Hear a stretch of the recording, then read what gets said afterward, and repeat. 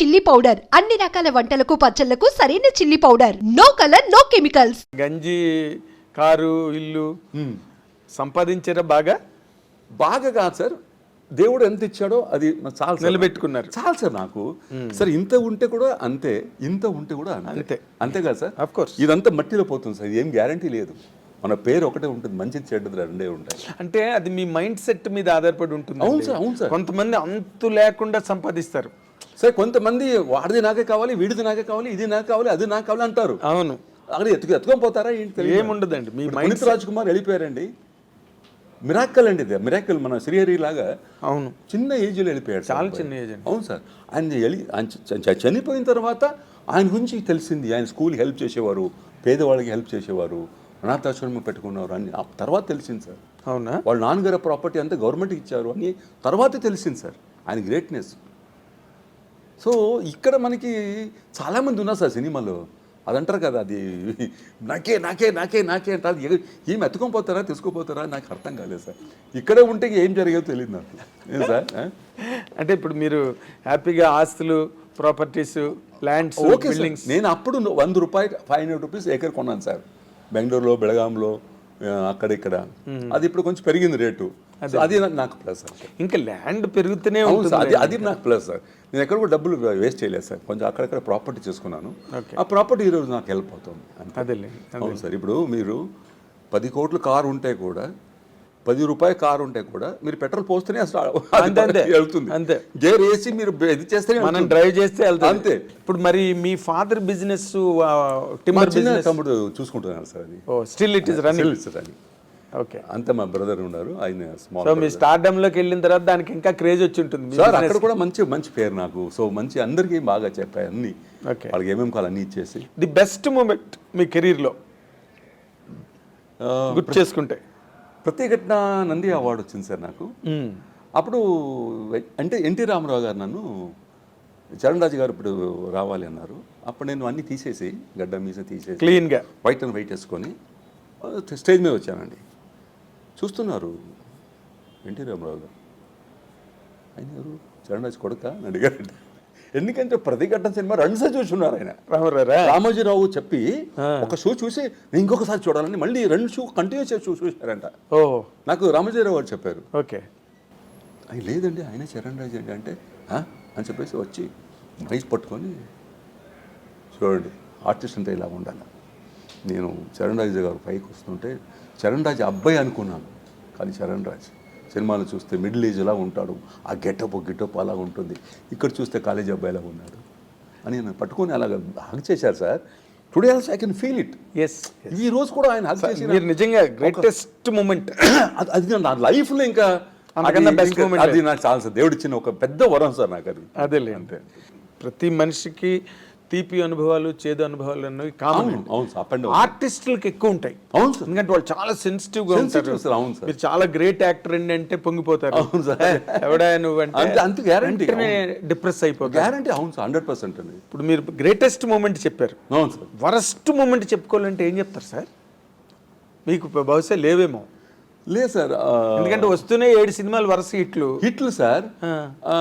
దానికి ముందు ఒక లంకేష్ పత్రిక అని ఉంది సార్ బెంగళూరులో.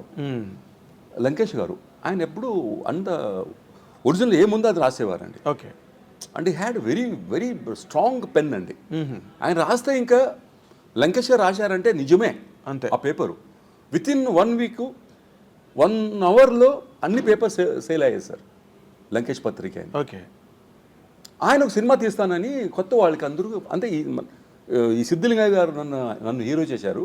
దాని ముందు చెప్తున్నాను మీకు, ఒక 1 ఇయర్ పరాజిత ముందు తెరేగలు అని ఒక సినిమాకి 3 హీరోస్ కావాలని అప్లై చేశారు. అప్లై చేయమని చెప్పారండి.